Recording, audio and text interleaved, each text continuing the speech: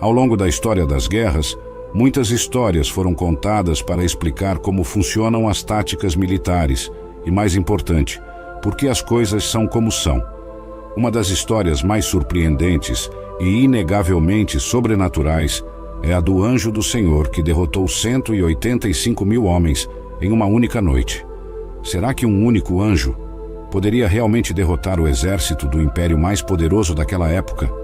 O que os historiadores pensam sobre isso? Será que os anjos podem lutar contra os homens? E se podem, por que Deus permitiria isso? Caro ouvinte, se você deseja saber as respostas para todas essas perguntas, acompanhe-me até o final e mergulhemos juntos neste estudo bíblico fascinante. O período do Império Assírio é apenas um episódio na longa história deste mundo, mas para nós que estudamos a Bíblia, ele é de grande importância devido ao papel decisivo da Assíria na história dos reinos de Israel e Judá. Essa importância é evidenciada pelo fato de que a Assíria e seu povo são mencionados inúmeras vezes nas Escrituras Sagradas. 6 reis assírios renomados são citados pelo nome na Bíblia, e os nomes de 10 reis hebreus, 6 de Israel e 4 de Judá, aparecem nas inscrições reais assírias. Este entrelaçamento entre a história sagrada e a secular, durante o período do Império Assírio, mostra claramente quão crucial é conhecer a história dessa nação para entender corretamente os eventos que ocorreram durante o período dos reis hebreus. O Império Assírio foi uma das potências mais dominantes do mundo antigo, estendendo-se desde os inícios da civilização humana em 2500 a.C., até sua eventual queda em 612 a.C. A história da Assíria é geralmente dividida em 3 períodos principais: o Império Antigo, o Império Médio Assírio e o Império Neo-Assírio. A máxima expansão deste império ocorreu durante o Império Neo-Assírio. As conquistas do rei Adad-Nirari II no final do século X a.C. tornaram a Assíria o estado mais poderoso da região, dominando grande parte dos séculos 8 e 7 a.C.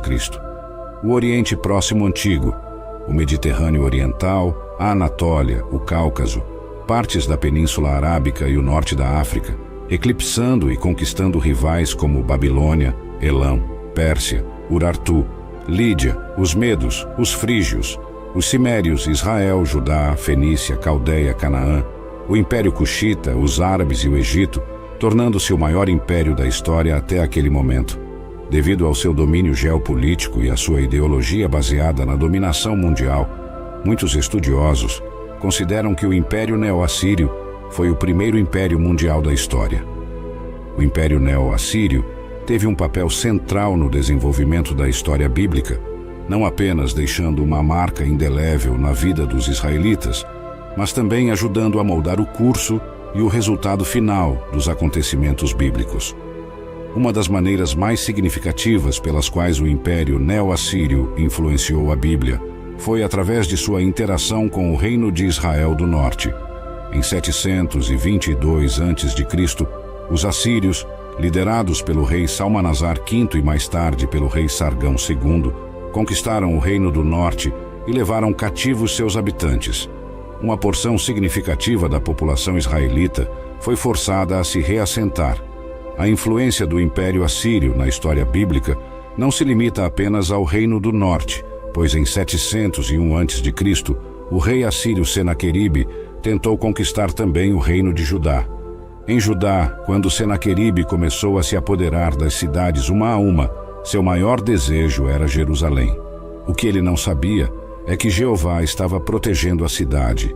Naquele tempo, Ezequias era o rei vigente de Judá, filho do rei Acás, que durante seu reinado fez o que era mal aos olhos de Jeová, fechando o templo e construindo altares pagãos em Jerusalém, levando o reino de Judá à idolatria. Acás viveu seus últimos dias como vassalo do rei da Assíria, e após sua morte, seu filho Ezequias assumiu o trono de Judá. Com apenas 25 anos, a primeira ação de Ezequias como rei foi reabrir e reparar o templo, e também celebrar a Páscoa, algo que há muito não se fazia. Além disso, ele destruiu as imagens pagãs e também despedaçou a serpente de bronze que Moisés havia feito. As Escrituras nos contam que nem antes nem depois houve um rei em Judá como Ezequias. Nos tempos difíceis, quando a Assíria devastava tudo em seu caminho, Ezequias depositou sua confiança em Jeová, o Deus de Israel, e se rebelou contra o rei da Assíria. O reino de Judá, após isso, viveu em tranquilidade por 14 anos. A determinação do rei causou impacto. Esta longa fase na vida de Ezequias foi maravilhosamente valorizada por Deus, testemunhando que todo o seu trabalho foi feito de todo o coração e prosperou. Após 14 anos de paz e trabalho construtivo, a confiança exemplar e a resolução de Ezequias foram submetidas a uma prova de fogo. Lemos no segundo livro dos Reis, capítulo 18, versículo 13, que no 14º ano do rei Ezequias, Senaqueribe, rei da Assíria, subiu contra todas as cidades fortificadas de Judá e as tomou. Queridos ouvintes, Deus permitiu que o rei da Assíria, Senaqueribe, cujo predecessor havia levado em cativeiro o reino do norte de Israel, fixasse sua atenção no insubmisso rei de Judá, que havia se rebelado contra ele e se recusava a pagar tributos pendentes. Agora, Senaqueribe mobilizou seus exércitos e invadiu Judá, tomando todas as cidades fortificadas, e já marchava em direção a Jerusalém. Como reagirá Ezequias, aquele que havia colocado sua confiança em Deus como nenhum outro, colocando toda a sua esperança em Deus como fizera desde o início de seu reinado? Por mais ameaçadoras que fossem as potências inimigas, as provações mostram o que aprendemos na escola de Deus. O relato paralelo no segundo livro de Crônicas, capítulo 32, introduz o cerco dos assírios com as seguintes palavras: depois destas coisas e desta fidelidade, viu Senaqueribe. Queridos, após um tempo de bênçãos, Deus às vezes permite provações em forma de circunstâncias que ameaçam nossa vida para testar nossa confiança e perseverança. Devemos conhecer nosso coração enganoso, que nos tempos de bênçãos pode rapidamente se orgulhar e atribuir a si mesmo todas as vitórias e progressos. Uma fé que não foi testada não é verdadeira fé. Frequentemente o Senhor testa exatamente aquelas propriedades que nós ou nossos irmãos na fé consideramos nossas forças, para nos mostrar que até o crente mais espiritual e experimentado é capaz de cometer todo tipo de erros se não permitir que a graça de Deus o guarde. Agora, vejamos como reagiu o rei Ezequias a essa prova. Continuemos lendo o versículo 14. Então, eu, Ezequias, rei de Judá, enviei uma mensagem ao rei da Assíria, que estava em Laquis, dizendo: eu pequei, retira-te de mim, e farei tudo o que me impuseres. E o rei da Assíria impôs a mim, rei de Judá, 300 talentos de prata e 30 talentos de ouro. Assim, entreguei toda a prata que foi encontrada na casa de Jeová e nos tesouros do palácio real. Então, retirei o ouro das portas do templo de Jeová e dos batentes que eu mesmo havia revestido de ouro, e dei tudo ao rei da Assíria. Queridos, na hora da tribulação, não busquei a presença de Deus. Ao contrário, a minha fé caiu a um nível mais baixo do que estamos acostumados a ver em mim. Escolhi ideais mais baixos nas horas de fé. Em meu coração, não houve lugar para o temor no momento da angústia e do aperto. Quis ajudar-me sozinho e recorri a essa medida indigna. Talvez lembrei-me da tática de Acaz, meu pai ímpio, que numa situação parecida apaziguou o rei da Assíria com o ouro e a prata do templo. Eu, que na minha juventude havia escolhido o rei Davi como modelo, agora no meio da minha vida, de repente me orientei tomando outras pautas, recorrendo a medidas meramente humanas para escapar do perigo iminente, adulando Senaqueribe de forma quase servil. Eu pequei, retira-te de mim e farei tudo o que me impuseres. O preço imposto pelo rei assírio foi altíssimo. Ele exigiu 30 talentos de ouro e 300 talentos de prata, o que equivale aproximadamente a 1 tonelada de ouro e 10 toneladas de prata. Hoje, como então, isso era um preço exorbitantemente alto, e eu estava disposto a pagá-lo. Para reunir essa enorme quantidade, tive que dar minha própria fortuna de ouro e prata, e além disso, todo o ouro e a prata que se encontravam no templo. A Bíblia descreve essa trágica cena com poucas palavras, mas de grande peso.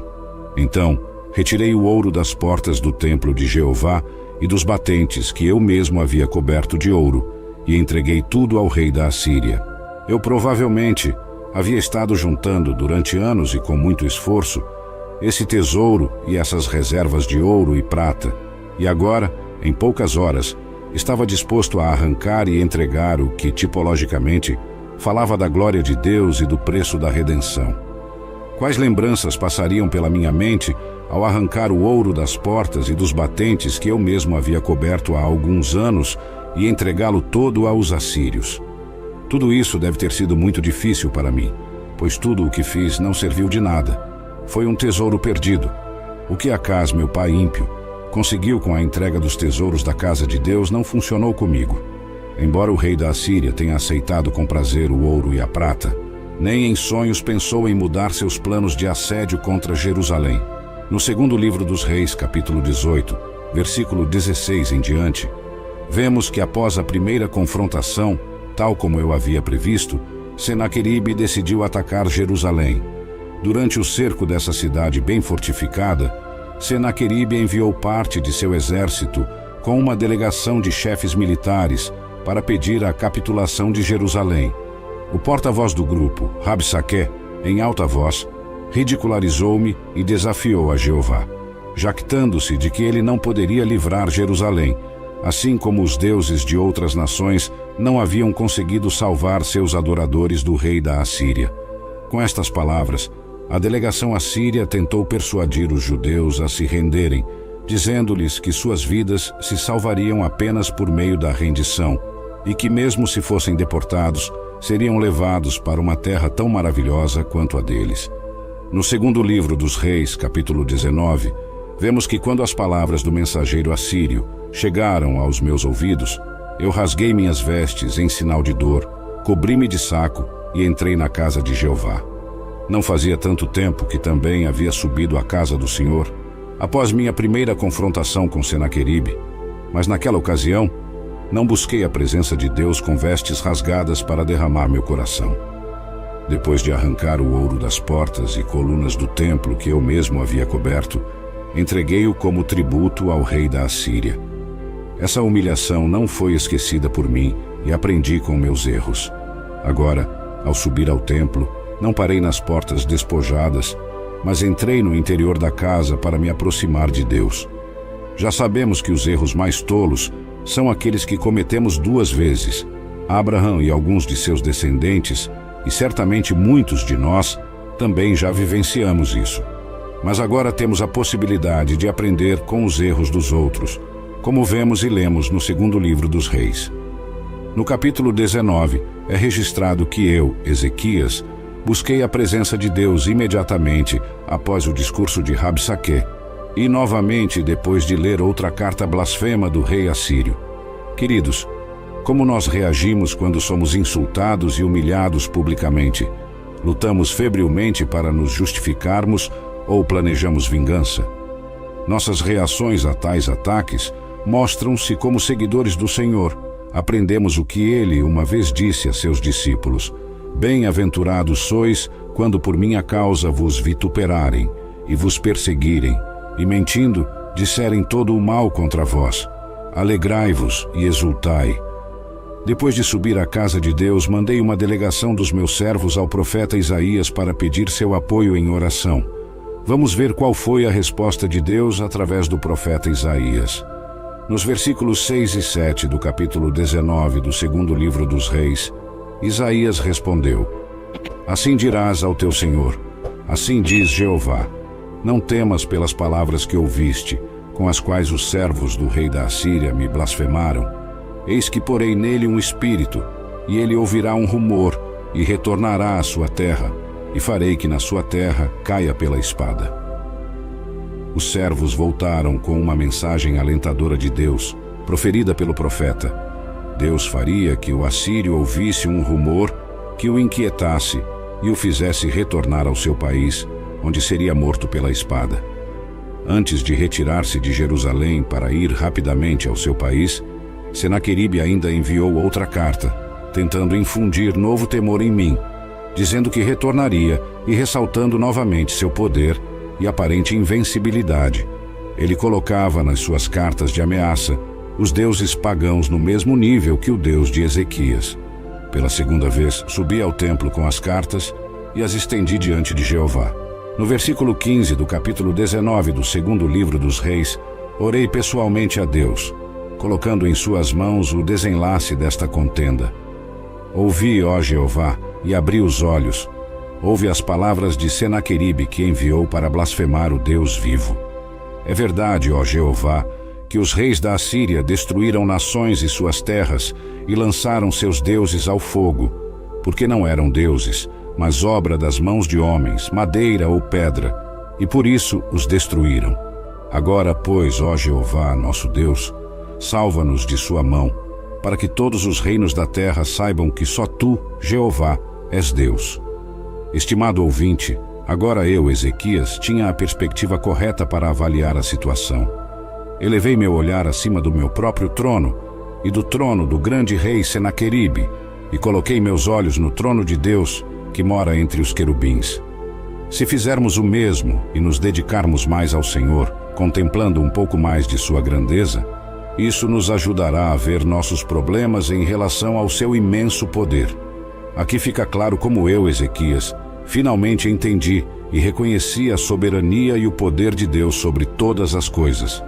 Aprendi a envolver Deus na minha situação humilhante e na impotência do meu povo, pedindo que ele lutasse por sua própria honra.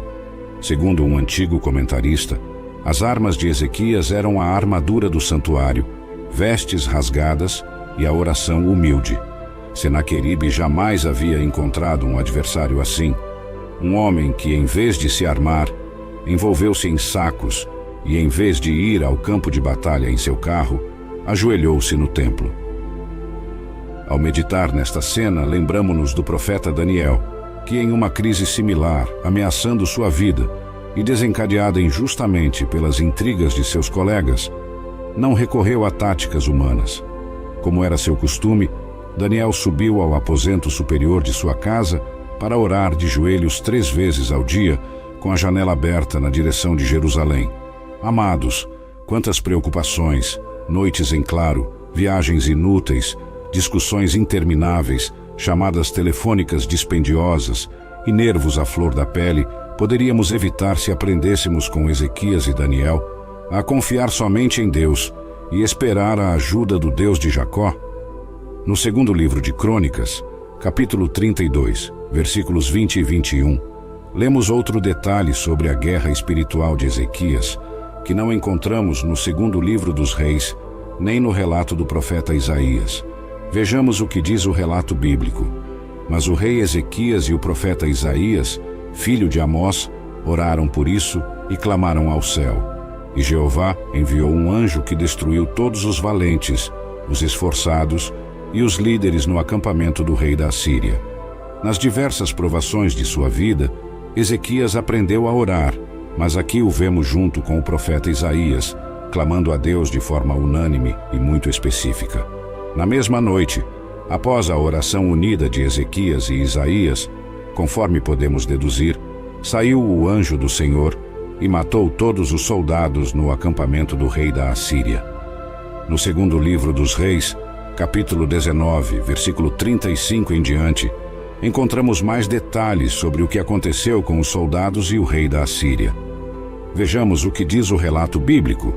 E aconteceu que naquela mesma noite saiu o anjo de Jeová e matou no acampamento dos assírios 185.000. E quando se levantaram pela manhã, eis que todos eram corpos mortos. Então Senaqueribe, rei da Assíria, partiu, voltou a Nínive e permaneceu lá. E aconteceu que enquanto ele adorava no templo de Nisroque, seu deus Adrameleque e Sarezer, seus filhos, o feriram com a espada e fugiram para a terra de Ararate, e Esarhadon, seu filho, reinou em seu lugar. Simples e poderosamente, Deus destruiu o poderoso exército assírio em uma noite. 185.000 soldados morreram pelas mãos do anjo de Jeová, contra todas as probabilidades e contra toda a expectativa, exceto a expectativa da fé. O exército assírio foi rechaçado sem sequer disparar uma única flecha sobre Jerusalém. O incontido foi contido, o invicto foi derrotado, e o império mais poderoso daquela época foi envergonhado. Ao ler esses passagens, lembramos o que diz o Salmos 34, versículo 7. O anjo de Jeová acampa ao redor dos que o temem e os livra. Esta proteção significa que ninguém, nem demônios nem homens, pode levantar um dedo contra os filhos de Deus, até que Deus retire o escudo que os envolve. Satanás reclamou ao Senhor a respeito de Jó. Não fizeste uma cerca ao redor dele, de sua casa e de tudo o que possui? Agora, imaginem a reação do rei Senaqueribe ao ver 185 mil de seus soldados mortos. Certamente, seu rosto empalideceu sobre as almofadas enquanto perguntava a alguns sobreviventes quem havia feito isso. Eles responderam: Majestade, o ignoramos. Os corpos dos homens não têm feridas, não se vê sangue em nenhum lugar. Então Senaqueribe perguntou novamente: Quantos batalhões nos restam? Meu rei, todo o exército está destruído, apenas uns poucos de nós estamos vivos. Não pode ser, exclamou Senaqueribe. Isto não pode ser. Tive que encarar isso como um pesadelo. Meus assistentes, tremendo, mantiveram silêncio. Do grupo de assalto não sobrou nenhum soldado vivo. Tentaram-se várias explicações para o que aconteceu. Considerou-se a possibilidade de uma epidemia, como a peste bubônica ou outra doença contagiosa. Joséfo, o famoso historiador judeu do século I d.C., sugere essa hipótese. Por sua vez, o historiador Heródoto também afirmou que houve muitas mortes por causa de uma praga de ratos. No entanto, as escrituras afirmam que o executor do evento foi o anjo do Senhor. Uma epidemia pode causar grande destruição, mas leva vários dias antes que um exército inteiro se contagie, adoeça e pereça. Neste caso, tudo aconteceu durante uma noite, e aparentemente no quartel-general não houve indícios de que algo anormal tivesse ocorrido anteriormente. No entanto, ao nascer do sol, o acampamento dos assírios estava cheio de cadáveres.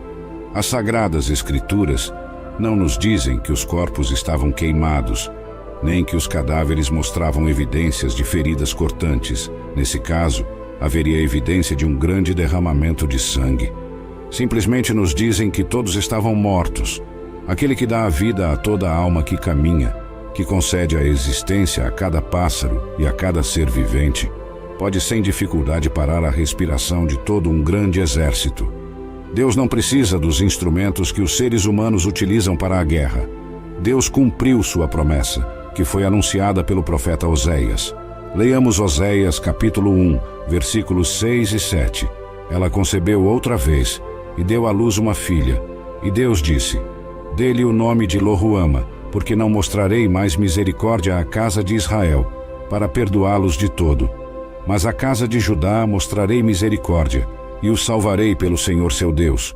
E não os salvarei por arco, espada ou batalha, por cavalos ou cavaleiros.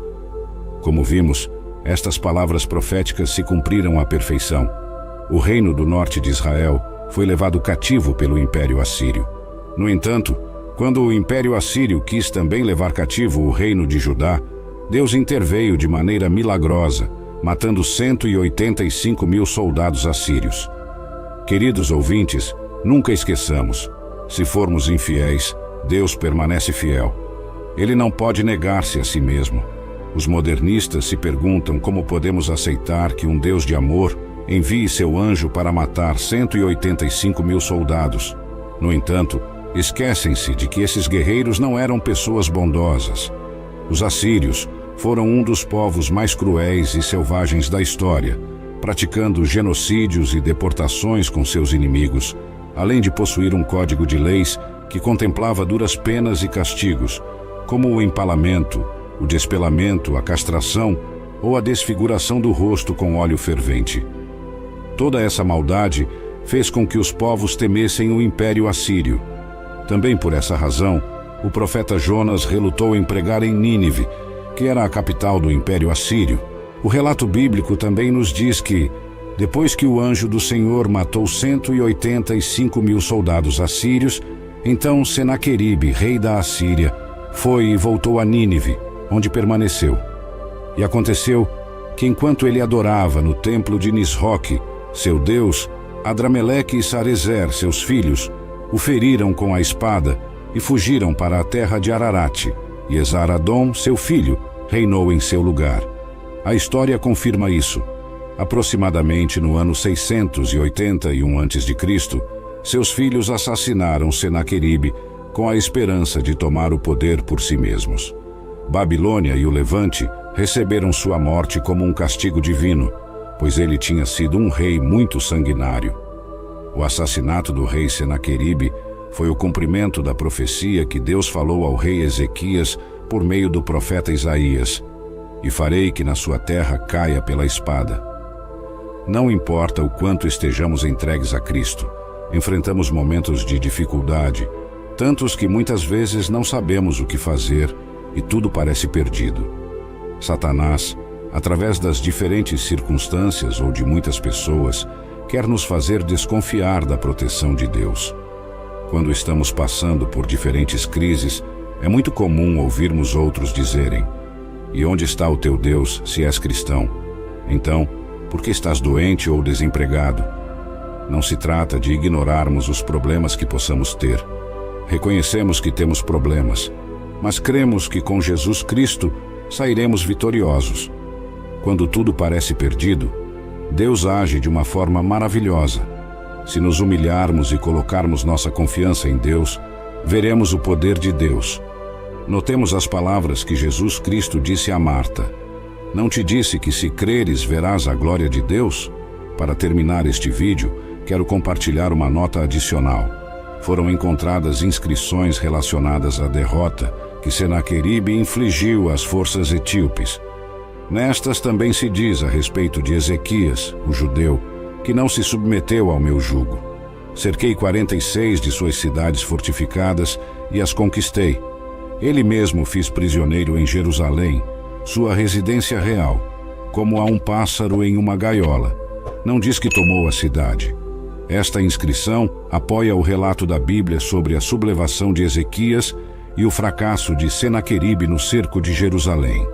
Segundo a costume dos reis pagãos de se vangloriarem em suas inscrições, Senaqueribe exagera a quantidade de talentos de prata que Ezequias pagou: 800 em vez dos 300 que a Bíblia menciona.